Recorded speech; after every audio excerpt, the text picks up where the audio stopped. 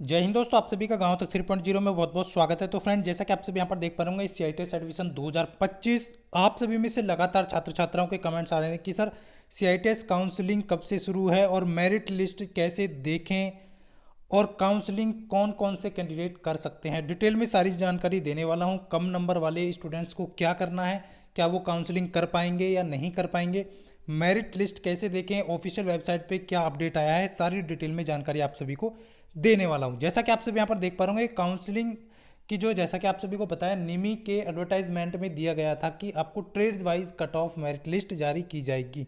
तो उसको लेकर के बहुत सारे छात्र छात्राओं के लगातार मैसेज मॉर्निंग से ही आने स्टार्ट हो गए हैं कि sir trade wise cut off कैसे देखें, कैसे क्या करना है। उससे पहले फ्रेंड, जैसा कि आप सभी ने अपडेट देखा होगा, ऑफिशियल वेबसाइट पे जैसे ही आप जाएंगे तो आपको नीचे की तरफ दिखाई दे रहा होगा यहाँ पर कैंडिडेट करके जो है लिंक मेरिट एलिजिबिलिटी, इस तरीके से। तो ये सिर्फ आपको, ये आप सब यहाँ पर देख पा रहे होंगे, तो सिर्फ आपको क्या दिखाई देगा वो मैं आप सभी को क्लियर कर देता हूँ। जैसे ही आप इस पर क्लिक करेंगे तो आपको इस तरीके से जो है लिंक ओपन हो जाएगा और आपको यहाँ पर आपका रजिस्ट्रेशन नंबर और डेट ऑफ बर्थ फिल करने के लिए बोला जाएगा। जैसे आप रजिस्ट्रेशन नंबर और डेट ऑफ बर्थ फिल करते हैं, उसके बाद आपको ये शो करेगा, यानी कि इस तरीके से आपको दिखाई देगा कि आप एलिजिबल हैं काउंसलिंग के लिए या नहीं।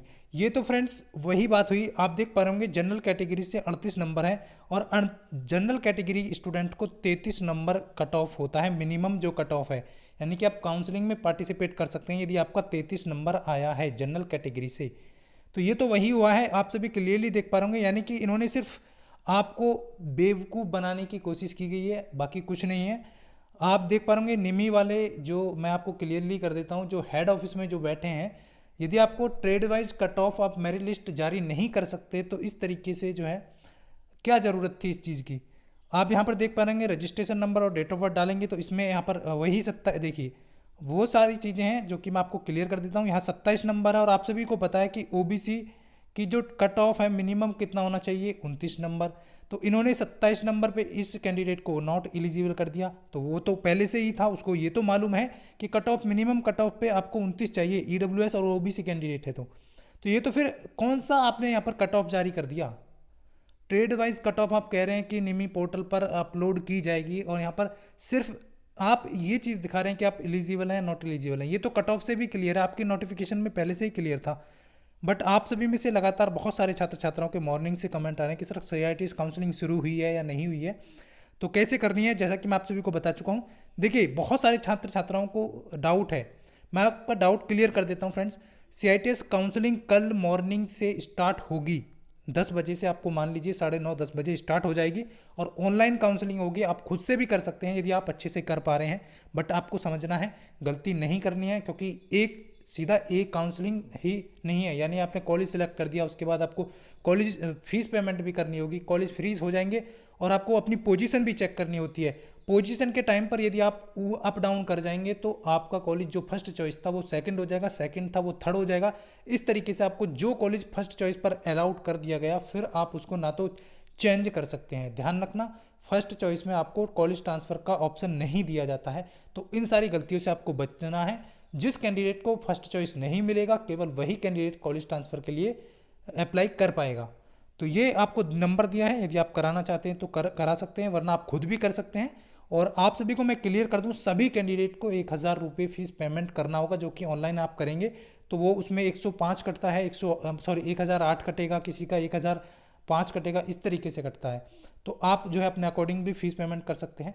बाकी आप कराएंगे तो यहाँ पर जो चार्ज सीएससी सेंटर है, यानी कि 120 रुपये यहाँ पर आपसे एक्स्ट्रा लिए जाएंगे काउंसलिंग करने के, क्योंकि जो सीएससी सेंटर पे वो काम होता है उससे अच्छा काम यहाँ पर आपको प्रोवाइड किया जाता है। और ये जो काउंसलिंग जो होगी ना आपकी, इसमें आपकी सारी काउंसलिंग इंक्लूड होंगी, यानी कि आपका फर्स्ट काउंसलिंग में नहीं आ रहा है तब भी आप। और एक चीज़ का विशेष ध्यान रखें, बहुत सारे कैंडिडेट कंफ्यूज हैं कि सर बार बार पेमेंट करना होगा क्या।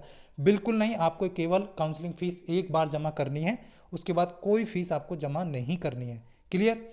तो ये सारी चीज़ें आप, मैं व्हाट्सअप नंबर दिया है, आप कराना चाहते हैं तो करा सकते हैं, बाकी आपकी मर्जी है। आप अपने अच्छे तरीके से आपको काउंसलिंग करनी है। मैं ये नहीं चाहता कि किसी को जो है साल बर्बाद हो या फिर आपको गलती से दूसरा कॉलेज अलाउट हो जाए, तो ये आप सभी को नहीं करना है। बाकी नोटिफिकेशन में ये सारी चीज़ें दी गई हैं, जैसा कि आप सभी देख पा रहे हैं। बहुत सारे स्टूडेंट को अभी भी कन्फ्यूजन है कि सर एनएसटीआई कॉलेज और आईटीओटी कॉलेज का फीस में क्या डिफरेंट है। आप खुद देख पा रहे होंगे, ये जनरल एनएसटीआई कॉलेज का फीस है। क्लियर। और ITOT कॉलेज स्टेट गवर्नमेंट और प्राइवेट अलग अलग डिसाइड करेंगे, तो वो आपको पता चलेगा कब, जब आप कॉलेज में जाएंगे या एडमिशन कराएंगे जिस कॉलेज में कराना चाहते हैं। क्लियर? तो ये सारी चीज़ें हैं। तो ये आपका दिया है काउंसलिंग को लेकर के शेड्यूल दिया गया है। बाकी रजिस्ट्रेशन नंबर पे आप देख पा रहे होंगे 52 वाले हैं ये, तो इनको एलिजिबल कर दिया है काउंसलिंग के लिए। अब बहुत सारे छात्र छात्राओं के आ रहा है कि sir CITS counselling merit list देखे, तो देखे कैसे? देखेंगे कहाँ से फ्रेंड्स, जब मेरिट लिस्ट आपका आउट ही नहीं किया गया है, यानी कि निमी पोर्टल पर अपलोड ही नहीं किया गया है, केवल आपको सिर्फ एक लिंक प्रोवाइड करके उन्होंने सिर्फ ये दिखा दिया गया है जो पहले से अवगत था, यानी कि आप इससे पहले से ही आपको इस चीज़ की जानकारी थी कि काउंसलिंग मिनिमम नंबर आपका काउंसलिंग में पार्टिसिपेट करने के लिए ये जो दिया हुआ है यही उन्होंने आपको फिर से प्रोवाइड करा दिया है। तो ये इनकी तरफ से कुछ भी नहीं किया गया है। बाकी काउंसलिंग का जो लिंक है वो कल मॉर्निंग में एक्टिव हो जाएगा, आप सभी काउंसलिंग कर सकते हैं ऑनलाइन। वीडियो के डिस्क्रिप्शन में भी आपको लिंक दिया है, टेलीग्राम ज्वाइन कर लीजिए सभी कैंडिडेट, व्हाट्सएप ग्रुप भी ज्वाइन कर सकते हैं, और चैनल पर नए हैं तो चैनल को सब्सक्राइब कर लीजिए, क्योंकि सारी जानकारी आपको इस परिवार के द्वारा दी जाएगी। तो ये सारी इन्फॉर्मेशन थी। कोई भी मेरिट लिस्ट आपकी नहीं आई है तो इसको लेकर के आप बिल्कुल भी चिंतित ना हो। काउंसलिंग कल से होगी, और कौन से कैंडिडेट इसमें काउंसलिंग में पार्टिसिपेट नहीं कर सकते, तो फ्रेंड्स वो कैंडिडेट इस काउंसलिंग में पार्टिसिपेट नहीं कर सकते जिनका 33 नंबर जनरल कैटेगरी से कम है, EWS OBC में 29 नंबर से कम है, और SC ST फिजिकल हैंडीकैप में 20 नंबर से कम है। इनको कब काउंसलिंग करनी होगी, उसके लिए दूसरे राउंड या तीसरे राउंड के बाद आपका जो कट ऑफ है वो फिर से डाउन जाएगा, तो उस टाइम पर आपको जो है काउंसलिंग कर लेना है। जैसे जैसे सीट बचेंगी उसके अकॉर्डिंग आप जो है काउंसलिंग में पार्टिसिपेट करते जाएंगे। बिल्कुल परेशान होने की आवश्यकता नहीं है, हर बार आपका यही होता है।